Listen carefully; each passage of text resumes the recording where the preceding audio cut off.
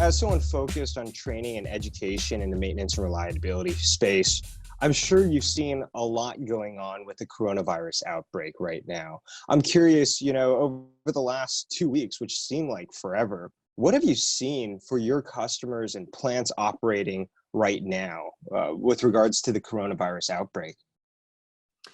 Well, it's a mixed bag, Ryan. It depends on who you talk to and what industry. I spent some time over the last couple days, I guess mostly this week specifically, talking with our various clients and trying to understand where they're at and what's going on. And it varies from anywhere from a pharmaceutical plant that is busy. They're making everything they can make because they need it and they need to get it out to people who are going to be using it over the coming weeks.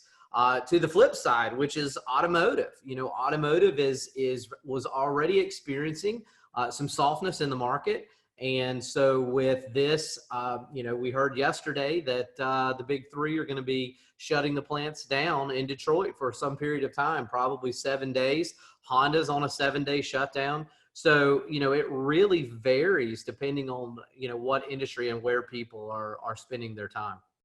Yeah, absolutely. We're seeing this, shift. It sounds like it's almost a split as well of companies, industries that are booming and also industries that have almost come to a halt.